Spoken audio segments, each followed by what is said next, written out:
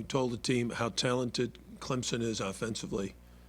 They're averaging in the 80s. They've got 6, 7 different guys that can score 20 or more.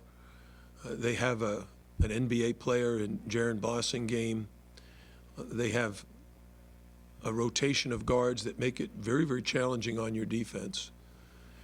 And part of the key for us is being able to hold people under 70.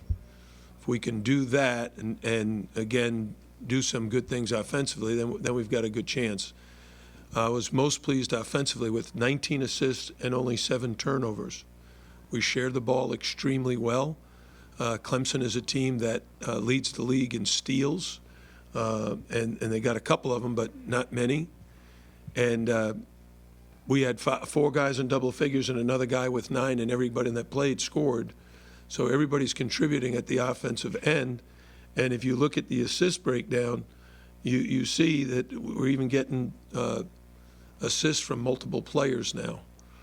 And the progress has been simply this. I think our upperclassmen have played good all year. But I think our young guys, our freshmen and sophomores, are gaining a lot of confidence and a lot of experience. And our players, our veteran players, will say, hey, let's run something for Buka, because that's how they're confident in him. And on Thursday, we watched some tape. It was on the whole team, but it started with about 5 clips on Buka scoring against Louisville, scoring against Georgia Tech. And Kamari Murphy said, what is this, the Buka Zundu highlight tape? And then it showed him rolling and getting a dunk and then hitting the baseline jumper. And then pretty soon, everybody saw highlights of themselves. But it just shows that now we have multiple guys stepping up and helping us. A good example today was we have a play called Chin Rip, and Dewan looked over at me and called it for himself. He wanted the ball. So we ran the play, and that was the one he drove baseline, reversed it on the other side, and banked it in. Very hard drive, because that defender is very big, very strong, didn't make it easy on him, and he still laid it in. What we've been doing with the big guys in individual work is now, after months of doing it, starting to show up under game conditions.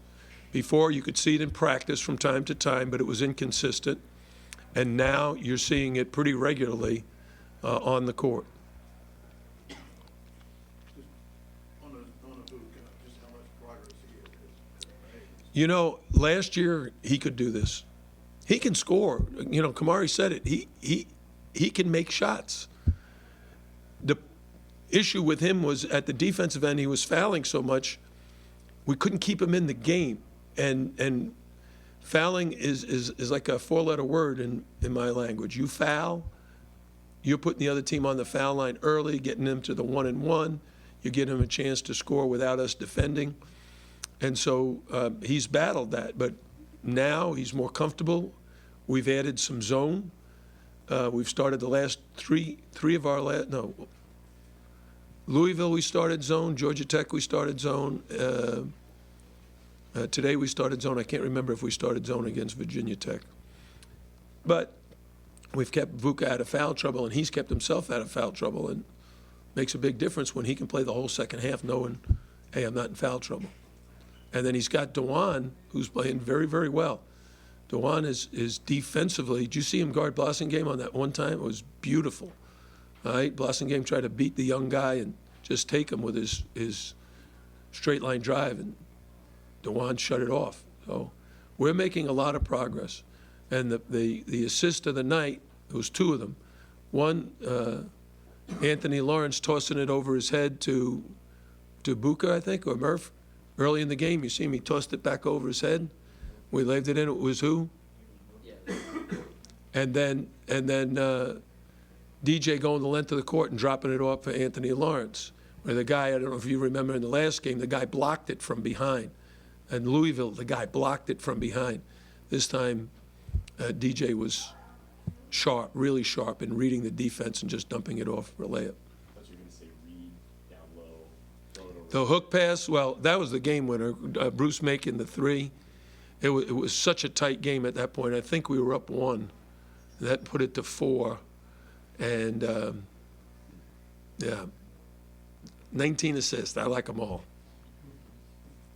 Coach, you mentioned the fouls. Not many called in the first half, but yet it really picked up in the second half. Yeah, they got more aggressive, and I think our guys, it's hard. They can really score. Oh, you're trying to keep a guy out of the lane who's barreling down the court and fast and quick and changing direction. And I wasn't upset with our fouls. Sometimes I think we just reach too much and gamble. I thought today we played it pretty much the way we practice it. You talk about the progress of the young guys, how you're starting to see. Did you know it would be a process like this? Yes, Starting the year? young guys. You just don't know their timetable.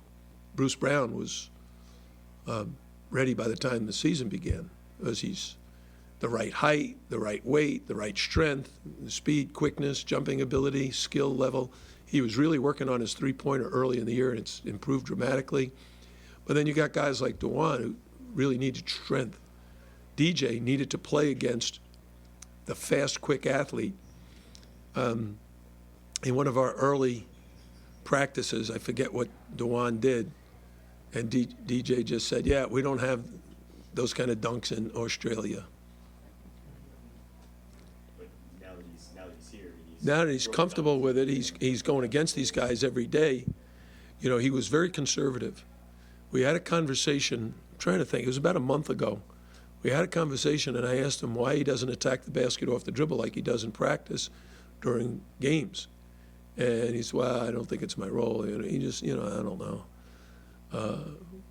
And I encouraged him. I said, look, if you can do it against our defense, you can do it against everybody we play against.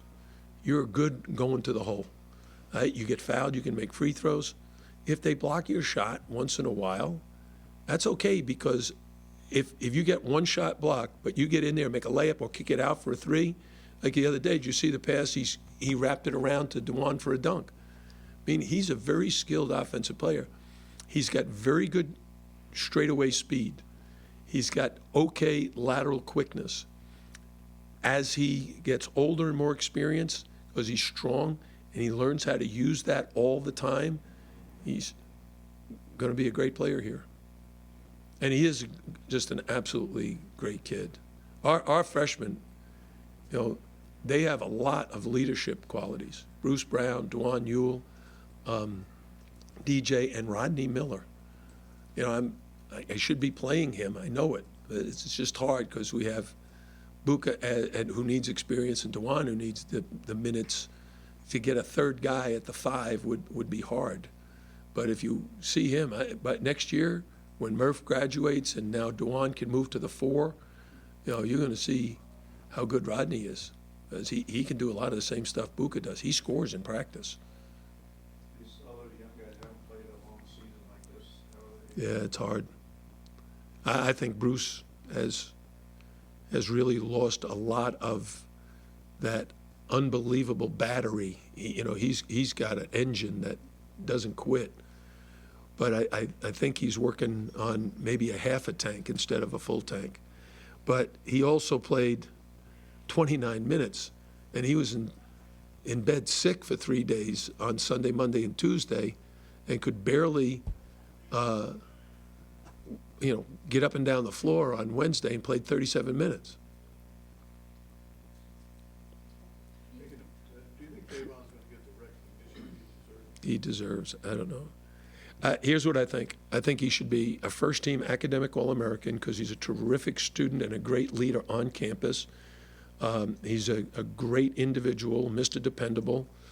He is our leader on the court, off the court. He scores, he defends, he rebounds, he shares the ball. He is a complete player. So from a basketball standpoint, I certainly think he's one of the top players in the ACC. And there are so many good players. I don't know who votes for who, but normally people vote for people they know. You're a little more familiar. But the people who are familiar with Davon should definitely vote for him, because I know I am. What was that play that he called for himself? It wasn't Davon, it was Dewan. Oh, it was one. It's called chin rip. Chin rip. Yeah. Chin is the set and rip is the play.